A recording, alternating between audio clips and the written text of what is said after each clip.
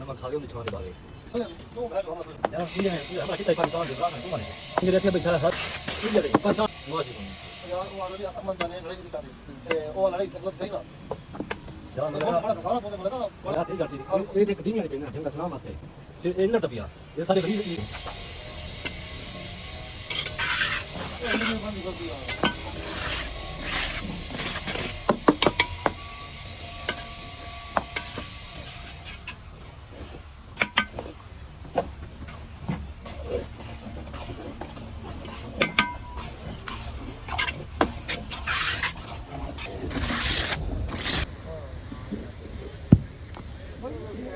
ये चोर है ना कल आज सच्ची गाड़ी है